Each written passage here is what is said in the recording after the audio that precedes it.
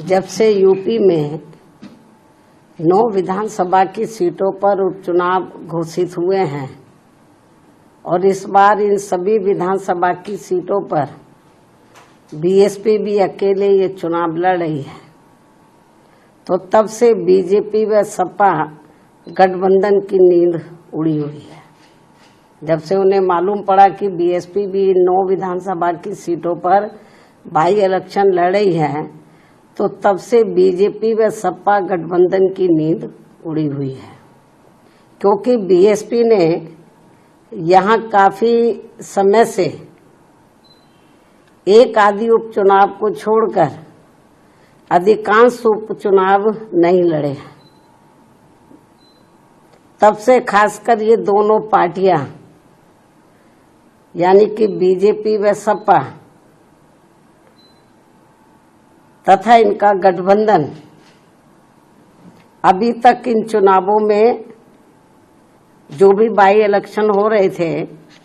तो अभी तक इन चुनावों में अंदर अंदर आपस में मिल बांट कर ये चुनाव लड़ते रहे। लेकिन इस बार हो रहे उपचुनाव में जब बीएसपी में मैदान में डटी हुई है,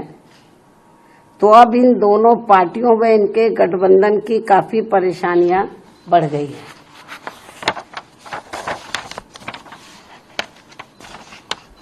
जिससे जनता का ध्यान बांटने के लिए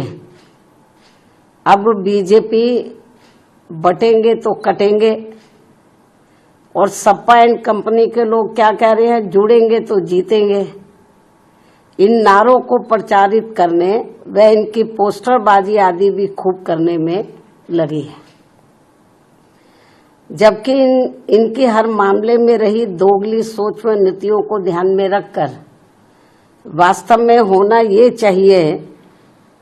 कि बीएसपी से जुड़ेंगे तो आगे बढ़ेंगे व सुरक्षित भी रहेंगे। हालांकि प्रदेश में विकास व कानून व्यवस्था के मामले में बीएसपी की रही सरकार की तुलना में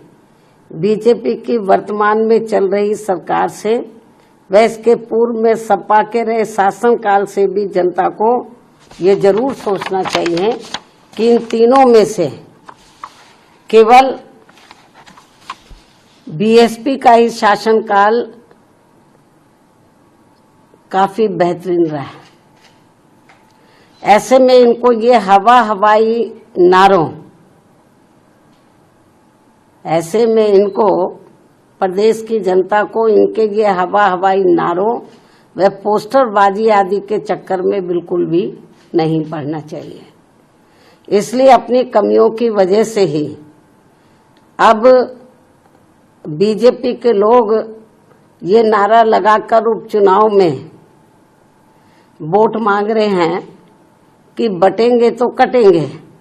ये नारा लगाकर वोट मांग रहे हैं, तथा वही सपा के लोग भी ये नारा लगाकर वोट मांग रहे हैं कि जुड़ेंगे तो जीतेंगे। जबकि इनकी आड़ में ये दोनों पार्टियां यहाँ के लोगों को केवल गुमराह कर रही हैं। इन नारों की आड़ में तो ये दोनों पार्टियां और इनके गठबंधन यहाँ के लोगों को केवल गुमराह कर रहे हैं, जिनसे इन सीटों के वोटरों को, मतदाताओं को सावधान रहना बहुत जरूरी है। ये केवल अपनी कमियों पर से ध्यान बांटने के लिए इस किस्म के ये नारेबाजी कर रहे हैं, पोस्टरबाजी कर रहे हैं, तो यहाँ की जनता को गुमराह करने के लिए।